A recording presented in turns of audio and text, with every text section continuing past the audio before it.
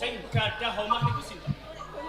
Aku. Saking menawa panjenengan nyembah kalian Sindu negara Sinasa menika ratu wonten Tanjung Anom. Krungu apa ora? Nggih pripun? Yen iki ratu sapa? Tanjung Anom. Ratu menawi wonten ing negari Tanjung Anom nanging benten menika wonten ing Toya Arum. Kedahipun menika anggadhe Subasita. Unggah-ungguh kang gumathok kedados tulodo nanging kanyatan. Sampun wani ndak sio kalian adik kula. Badhe moto-moto kali Sri Asih. Lah menika kula sing boten trima.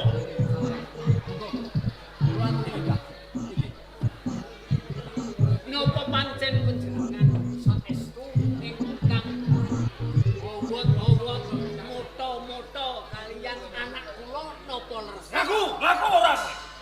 Leres. Lah, tenan to. Pancen kula tresna kalian Sri Asih. Lajeng panjenengan sinten? Resi Pramuji. Sapa pengaruh? Masih akeh. Dulure lanang Sri Asih. Menawi pekaten mapan kersa. Wonten ngajeng panjenengan kula pengin nglamar anane Sri Asih. Kula pundhut minangka garwa wonten ing Tanjung Anom. Matur nuwun. Piye, Le? Ning ono syarate. Banjur syarate Kabeh iki dadi pepuntun. Sapa wae ora hidup senajan to panguwasa Nalendra saka ndi-ndi papan. Yen mung pengin mboyongi anane adikku Sri Asih. Kudu nglewati anane Sayembara Wasiakeh. Sapa kang unggul juriti bisa ngalahke Wasiakeh undune adikku Sri Asih. kaya mengko. Apa sekiranya satu? Aku bakal melu ngleboni sayembara final. Yen ngono ora usah ndadak kesuwen. Kae kendeng kawat labar waca wis madya ana sak pinggire Prabu Brawatan. Sri Asih. Aku yo nglamar. Dongga becek.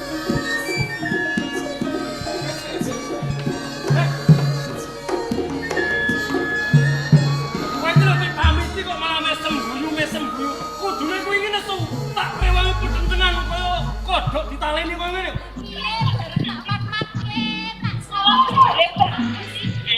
Ngono. Dadi kowe keplencot. Iya mesti wae gelutan. Aku entuk kamenangan. Matur nuwun yen ngono wae dulurku sing anak. Muga yen sampean tetandingan karo Sinuwun Prabu Sindu Negara. Muga-muga sampean kalah. Lambe-lambe yo menang. Amro sopi. Aku njaluk pamujimu. Muga-muga anggonku gegelutan ngayahi sayembara iki entuk kamenangan. Hati-hati yo, Kang. Pamit panjenengan terus. Mugi-mugi kula pikantuk kabeh. Entuk menangan. Sing ati-ati ning omah. Boko-boko.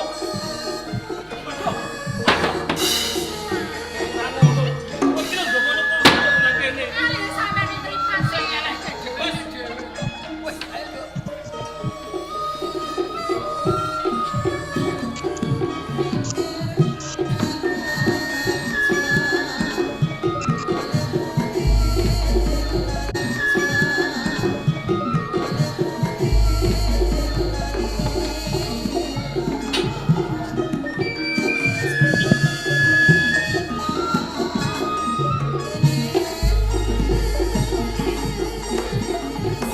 Wasiakeh, Ora kandhang pagi sangat. kowe sae tandingan iki.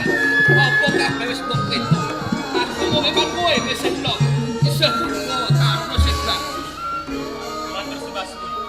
Ewon dene panjenengan sakatri niku menika ngeman kalian. Mbok menawi mengke mboten wases lan mboten lipat. Anggen kula ngayahi ananipun sayembara menika. Cilik kulit kula badhe siset, gedhe bakal tugel balung. Nanging sedaya kula sampun dados pepunton kula. Sinten ingkang badhe ngayunaken adik kula Sri Asih? Iya, Kedah tetandingan kalian kula saya saged ngasuraken kula. yen pancen kaya ngono, sok kapan ngene mimiti? Monggo enggal-enggal kawiwitan pedal.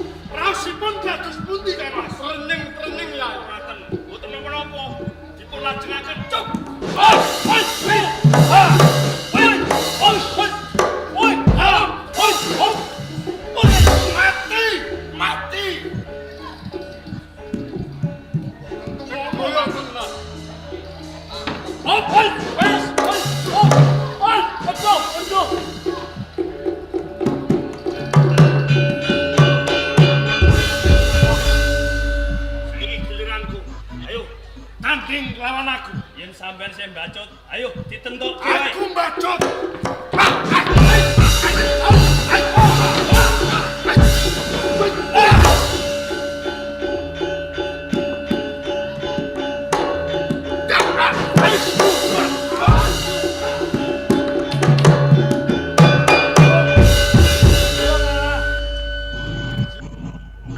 Pangapuntenipun.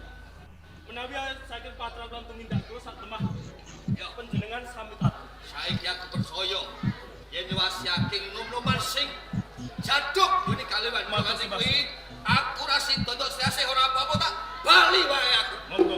Aku jaluk pamit.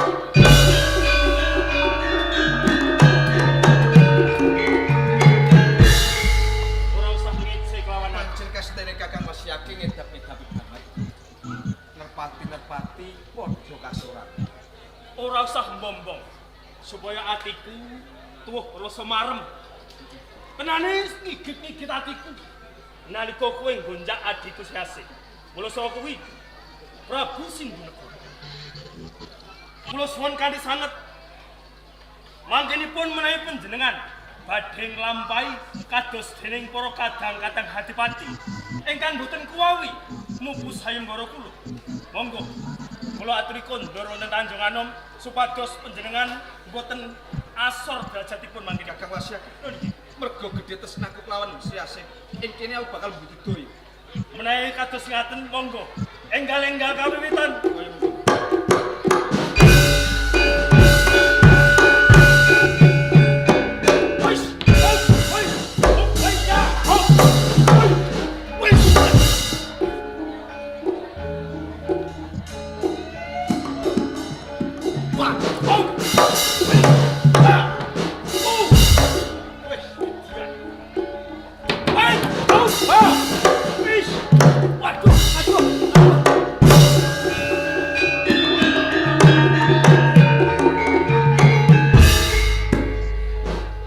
Kepiye Kakang Mas Yaking? Nggih. Kula ngrumaosi. Menawi panjenengan ingkang unggul jilid. Sak temah ingkang patut lan ingkang menang. Nggoyongi adik kula Sriasih menika panjenengan. Kaya mengkono. Nggih. Yo.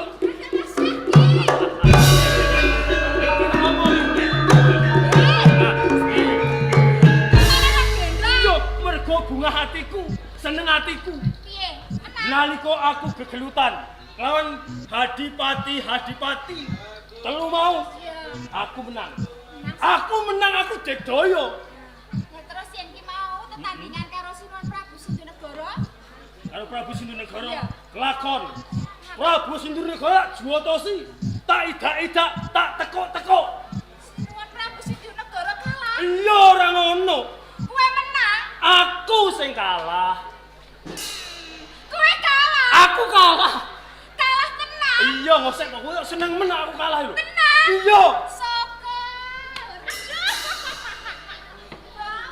Piye yo? Kakang Mas Yaking ki. Apa? Ya wis pancen kudune kaya ngono. Ora ana payu omah-omah nak. Iya, sida duwe bojo bagus. Ya sih. Pancen aku nganakke sayembara kaya ngene iki kabeh tenane kanggo mulyane uripmu besok. Rahayune sing bisa ngasurke aku ora ana liya Piyayi Kanggung Benetara saka Kraton Tanjung Anom ora ana liya Sinuhun Prabu Sindhunegara. Nuwun sewu, Kakang Mas Yaking. sarene kula sampun kasoran. Tegesipun kalahing yudi. Sakotahipun adik kula Sriasih badhe kula pasrahaken dhateng panjenengan. Nanging kula suwun kalian panjenengan. Menawi mangkenipun panjenengan sampun boten tresna kalian adik kula Sriasih. Ampun dipun ndaksya. Langkung prayogi dipun wangsulaken kalian ingkang kawegan kemawon. Kaya mengkono. Iki sampeyan bakal tak Kono-kono. eling-eling. Siasih. Sinuhun. Sadurunge tak boyong ning Tanjung Anom, iki mumpung ana bubur sekamujung Kakang Mas Yaking. Lamun to Siasih duweni panyuwun akiwalu. Nggih. Ngaten nggih, Sinuhun. Kula purun panjenengan boyong wonten ing negeri Tanjung Anom. Kula nggih panyuwun. Kula kepengin dados garwa Prameswari, Sinuhun. Garwa Prameswari. Nggih. Siasih, penjalukmu bakal tak udanani. Impune aku uga bakal ngganti jeneng Siasih Siasih bocah saka Apa? Aku dilebokno Reva grup bocah. Delok. Grup 5B jare. Delok kene lho. Ayo aku delok. Terus tak lupa. Aku diangkat.